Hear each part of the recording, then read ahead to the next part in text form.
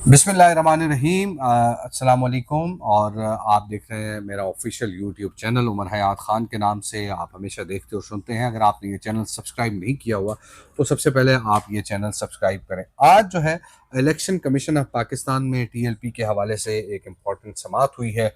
उस समाअत का अहवाल जो है आपको बताएंगे कि उस समाअत के अंदर क्या हुआ और क्या जो है वो टीएलपी के वकील चीफ इलेक्शन कमिश्नर को और जो समाअत को करने वाले थे उनको मुतमईन कर सके हैं या नहीं, इस पर तफसीली बातचीत करेंगे। और इसके साथ साथ कौमी असम्बली की कायमा कमेटी ख़जाना में आज जो है वो बड़े इम्पॉर्टेंट मामलात पर डिस्कशन हुई है, उसको वीलॉग का हिस्सा बनाएंगे। और यकीनी तौर पर वो इस वजह से भी इम्पॉर्टेंट है क्योंकि उसमें जो ताजरों के टैक्स के हवाले से जो स्कीम लॉन्च की गई हुकूमत की जानिब से, उस पर बात हुई है।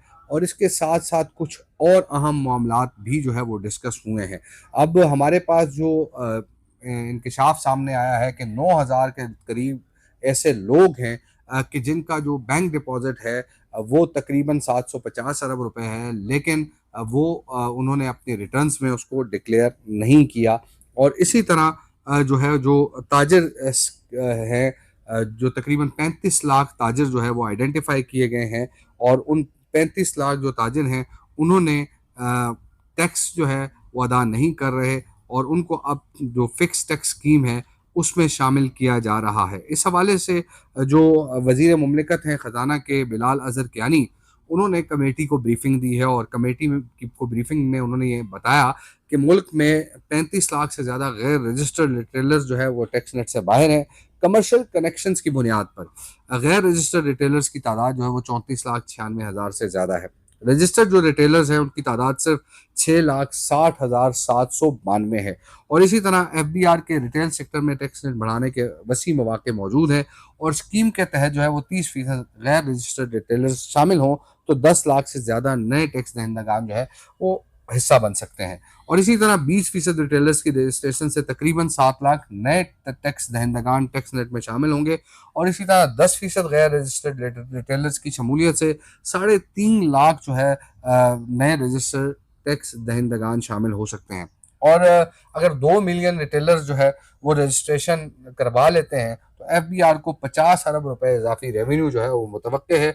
और कम अज़ कम 25,000 रुपए टैक्स की बुनियाद पर 50 अरब रुपए सालाना आमदन हासिल होने का तखमीना है।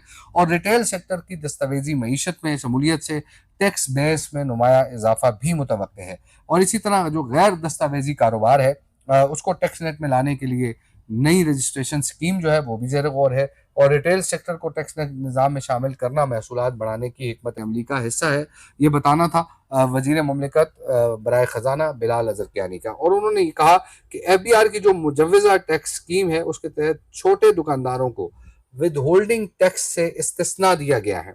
और इसी तरह जो इनकम टैक्स आर्डिनेंस की 1.5% कम अज़ कम टैक्स भी इस स्कीम पर जो है वो लागू नहीं होगी। और छोटे दुकानदारों को सेल्स टैक्स के पीओएस निज़ाम से इस्तिस्ना देने की तजवीज़ है। स्कीम में शामिल रिटेलर्स को पीओएस और डिजिटल इनवाइसिंग सिस्टम जो है वो नस्ब करने की ज़रूरत नहीं होगी। दुकानदार अपनी आमदन और अदाशुदा टैक्स जो है उसकी तफसीलात खुद गोशवारों में जाहिर कर सकेंगे। और मुकर्ररा फिक्स टैक्स अदा न करने वाले दुकानदारों पर जुर्माने आयद करने की भी तजवीज़ है। पहले माह अदम अदायगी पर 10,000 रुपये जुर्माना आयद होगा। दूसरे माह अदम अदायगी पर 25,000 रुपये जुर्माना मुकर्रर करने की तजवीज़ है। और तीसरे माह भी अगर फिक्स टैक्स अदा न किया गया तो जुर्माना जो है वो 50,000 रुपये तक बढ़ाया जाएगा। और मुसलसल अदम अदायगी की सूरत में कारोबार भी सील किए जाने का इख्तियार जो है वो ज़ेर गौर है। तो ये बड़ी एक इम्पॉर्टेंट ख़बर है। और इसमें यकीनी तौर पर कोई दो राय नहीं है कि अगर ताजर फिक्स टैक्स स्कीम का हिस्सा नहीं बनेंगे तो उनके लिए मुश्किलात होंगी। लेकिन आज एक और चीज़ बड़ी इम्पॉर्टेंट हुई है। और कायमा कमेटी के जो रुकन हैं जावेद हनीफ, उन्होंने कहा कि दुनिया में लोग माफियाज के खिलाफ काम करते हैं लेकिन यहाँ तो एफबीआर ही जो है माफिया बना हुआ है। और इस मरतबा आईएसपी की सारी रकम जो है वो बीआईएसपी की सारी रकम के हवाले से वजीर खजाना ने यह बताया कि वो डिजिटल वॉलेट से ट्रांसफर होगी। और चेयरमैन एफबीआर ने कहा कि हम माफियाज के खिलाफ कार्रवाई कर रहे हैं। तो इस पर चेयरमैन कमेटी ने कहा कि माफिया कौन है, तो माफिया एफबीआर है। تو چیئرمین ایف بی آر نے مسکراتے ہوئے جواب دیا کہ میں اس ادارے کا سربراہ ہوں، کچھ نہیں کہہ سکتا۔ تو یہ معاملہ جو ہے سامنے آیا، اور آج جب آپ کو جیسے میں نے پہلے بتایا کہ چیئرمین ایف بی آر نے فیس لیس آپریشنل جو ماڈل ہے اس پر کمیٹی کو بریفنگ دی، اور 8,697 افراد کے بینک ڈپازٹ 750 ارب روپے اور ریٹرن میں صفر انکم ڈکلیئر کرنے کا انکشاف ہوا۔ 99% ہائی ڈپازٹ افراد نے انڈر رپورٹنگ کی ہے۔ چیئرمین ایف بی آر نے بتایا کہ کچھ لوگوں نے اپنی پراپرٹی کا ریٹرن میں ذکر ہی نہیں کیا، 80% افراد نے اپنی خریدی ہوئی جائیداد کو ڈکلیئر نہیں کیا۔ آپریشنل ماڈل کے ذریعے ایف بی آر کسٹمز کے طرز پر آئی آر ایس میں بھی جو ہے وہ معاملات کو درست کرے گا، اور کسٹمز میں فیس لیس نظام کے ذریعے جو ہے وہ بہتری آئی، اور ٹیکس پیئر اور ٹیکس افسر کے درمیان رابطے جو ہے وہ ختم کیے جا رہے ہیں۔ چیئرمین ایف بی آر نے کہا کہ ایف بی آر کا کوئی بھی افسر اپنے طور پر کوئی نوٹس جاری نہیں کر سکے گا۔ ایف بی آر نے ان لینڈ ریونیو ٹیکسز کے لیے نیا آپریٹنگ ماڈل جو ہے وہ تجویز کیا ہے، اور ان لینڈ ریونیو نظام کو 3 بنیادی ستونوں میں تقسیم کرنے کی تجویز ہے۔